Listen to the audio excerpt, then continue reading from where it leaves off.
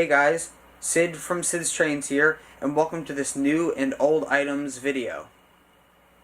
Okay guys, as you can see in front of you, there's a mix of train cars and engines, and what this is an assortment of new items that I've got recently, and other things that I've had from the past, but they had been in boxes, and just recently I've taken some of those out of boxes, and decided to get them running again. So what I'm going to do in this video is just show you some of those items and then later run some of those items around the layout. So let's go in for a closer look at some of these items. The first item we have here is a RMT diesel rail car. I've had this for a very long time. I got this probably when I was around 8 years old or so. And it's a very nice engine. I think my grandmother gave this to me. It has dual motors, as you can see on the bottom. Each truck has a DC can motor. It has a lighted interior, and it has lights on each end, and it has flashing lights when it's running on the top. And there's no sound or anything, but it's a nice runner, and it's in the nice Amtrak paint scheme. As you can see on each end, there is the Amtrak colors with the red, the white, and the blue. And it's a nice runner. I like this engine mainly because of the pulling power, because it has those two motors, and has a fairly decent weight, even though the body is plastic, but the frame is under there is metal. So it's pretty heavy, and it pulls very well. But I just recently pulled this out of a box, and I just decided I'd show you guys this. So that's the first thing. Now I'll roll this out of the way, and behind it, this is actually not my train. This is actually my brother's. My brother used to collect trains, and this was one of his big items. It's Lionel John Bull. This was a limited production set, and it included the very detailed brass John Bull engine. I pulled out of the camera. Let me push it back here. Here it is, the brass detailed John Bull engine.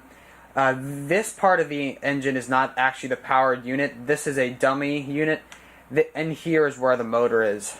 And on top is on top right here is a switch that allows you to cycle it from neutral to forward and reverse. And then it came with two passenger cars, which are these two right here. And then my brother also got the add-on car right here.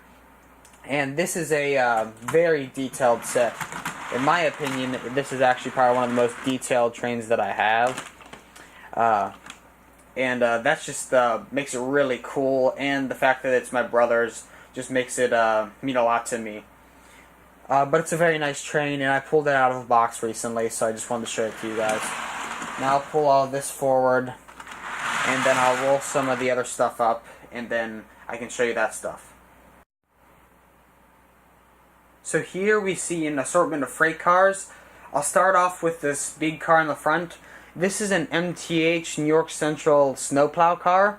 It simulates the snowplows that were put on as cars in front of an engine, and then they would push them along, and it would obviously get rid of the snow on the track. It has the snowplow, a coupler on the front, and then it has these cool flaps that pop out on the side, and then you have to flick a little tab to put them back in. It also has a lighted interior and a spotlight up here. And it's a nice car. It's made of plastic, so it's not too heavy. But it's pretty detailed, and it's a cool car to run in front of my engines. And it was in a box. I didn't get this recently. It's been in a box for a long time. So I just decided to take it out and give it some runtime on the layout. I'll push this up a little, and then I'll pull up this gondola. This is a K-Line die-cast B&O gondola. This car is extremely heavy because what I said before, it's all die-cast. The trucks are die-cast. The car is die-cast. And it's just so heavy. It's about as heavy as some of my small steam engines.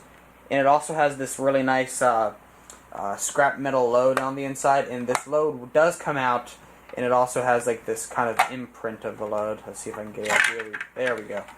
It has this like weird imprint and the load itself. And then on the inside, if you wanted to have the load off, it does have a nice, like a wood, simulated wood finish on the inside. But this is a very nice car. K-Line always had very nice freight cars. And it was just in a box, as I said before with lots of these items. It was just in a box, so I just pulled it out and just decided to pull it behind some trains. Let me roll some of this stuff up. And now you can see the stuff behind it. Let me pull this forward. This is a Lionel pre-war era tin caboose. It's a New York Central. This is all made of tin. It's this was a low-end car, as you can see, because it has no like separately applied handrails or anything.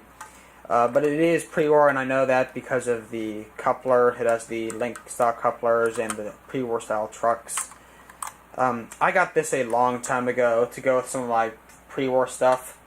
And it's a nice caboose, but it had just been in some boxes for a while, so I decided to pull it out. I'll pull this item up. This is another one of the Lionel coal dump cars. Back here, behind my M10000, you can see, here's another one. I've had this one for a little while. But I decided to get another one, and this is actually a post-war edition of it. As you can see, it has the knuckle couplers instead of the link couplers. And that just allows me to pull it behind my post-war or any more modern freight consist. It works perfectly. I lubed it up, and the bucket dumps, and it's very quiet as well. So that's nice. But it did at some point get some like spray paint splatter on the side or something. So it does have these white splotches on the side. If you can see that, maybe in the bin you can see that.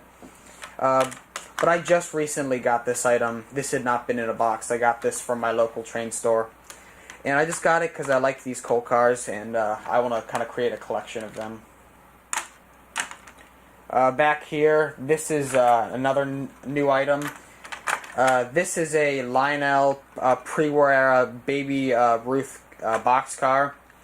As you can see, it is in very rough shape.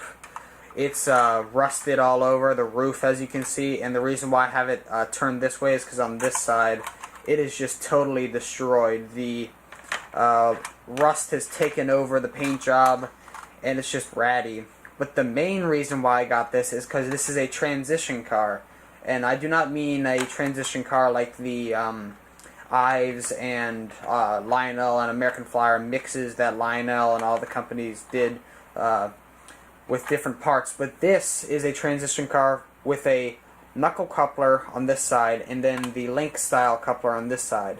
And what this car will allow me to do is connect a pre-war car or consist to a post-war consist. So I can grab the coal car as I just shown before, and I can connect this together, and now I can connect my pre-war to post-war, and that's just a nice feature I can have without having to get a engine with a tender with the box coupler or the link coupler on it. So that's nice, and that's why I got this item. But I will have to do some restoration on it, get rid of all the rust, take it down to bare metal, and then repaint it. And I will be doing that soon using a sandblaster tool that I've got. Over here, I'll bring this car forward. This is another pre-war item. This is also a new item as well. This is a Lionel 2677 gondola. This is a pre-war item, as I said before. But this is another transition car, as you can see. It has the knuckle coupler and then the link coupler on this end. And it does the same thing, but this car was probably in the same same kind of environment as this car was. Because this side looks fine. It's all clean. Sorry for the glare. It's all clean. But then when you flip this around, it is just, all the paint is gone. It's rusting. It's just kind of ratty. So I'm going to clean this car up at some point. Maybe leave it like this because it's not too bad like the other car. But I'll probably have to leave this like this. Sorry for the noise. That's, I think, someone walking upstairs. But this this car's in better shape than the other one, even though it is rusting out. So now let me move down to the other end of this long stretch here and look at some other stuff I've got. So moving on to some more stuff I've got. This first item here is a Lionel snowblower car. I've had this for a while. This again is not mine. This is my brother's. He got this a while back when he collected trains. But it's a nice car. It has the cool snowblower end on it that can be tilted up and down. It has a nice Rio Grande paint scheme to it. But it does not have the smoke that blows out the end, and nor does it have a lighted interior. It doesn't have a light interior. On the bottom, you can see the switch holes for the smoke and the lights, but this was the non-operational version. It would have been nice to have the operational one, but it's still a nice car, and it adds some kind of character to whatever consist you're running. So now let me roll this up, and now we can look at this next piece on the track. Let me pull this forward. This is a Lionel Pennsylvania Flyer engine. I've had this for a very long time as well. I got this in a full set from a thrift store.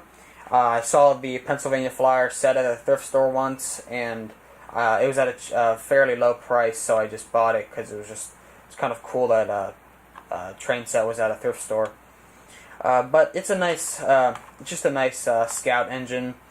One thing that I did do to it a long time ago is I took some paint and painted the caps on the wheels. I've added some red paint back here to simulate a red light, and I added some white, some silver details on top with some paint. It was kind of just for fun because this was when I was first getting. This was kind of around when I started doing some custom work on trains and then doing mount scenery work. So I was getting into painting, so I just did that to this engine. But it's a very nice engine, and I'm glad I have it in my collection. Behind these are not trains, these are actually controllers. I have lots of Cab 1 controllers. I have about 4 of them, and these two are in boxes with these same trains that I've been pulling out as I've shown you before. And this is just one of them. I got my original Cab 1 set with the command base around 3rd grade, and then I just collected Cab 1s after that. And these are just two. I'll show you the other one. These are just two different ones that I've had. And they're nice, and I still use them even though I have the Legacy, because it's nice to just go back to the old way of controlling trains with there's a more simple way of controlling them while still having command control. Now, let me step around, and over here, let me pull this up for the camera so you can see.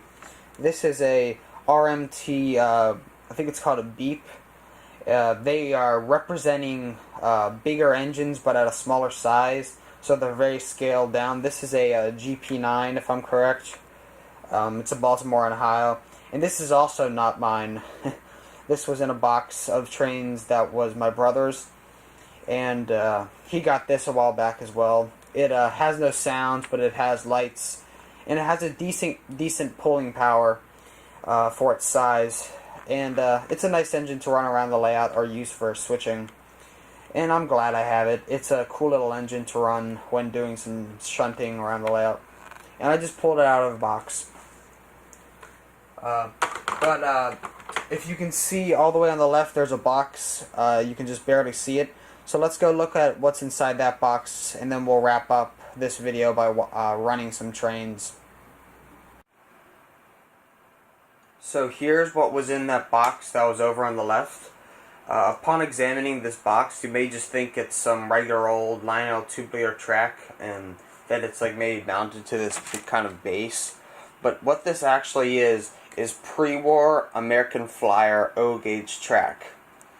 And what this was is regular O-gauge track, but it had two special aspects of it. The first is that it was banked inward. As you can see, the ties on this side are very small. They're not they don't sit up very high. Then if you flip it around, see they're bigger on this side. And they banked it in so if a kid was running the train fast, it wouldn't fall off. And obviously that probably didn't work as well as they wanted it to, because it would have been more banked than this is. But it was a cool aspect, and they tried to add a cool feature. And then the other one is this fourth rail. So that makes this 4-rail track. And the purpose of this fourth rail was to activate the whistles in American Flyer tenders. And the reason why they did that is I'm thinking it was because they did not want to copy the way Lionel activated their whistles, so they just added the fourth rail to activate them. But I just found this at my local train store recently, and it was very interesting, so I just picked it up. And it's also mounted to this cool wooden base, so that makes it kind of cool. But yeah, this was the last thing I've got, and now we'll go run some trains.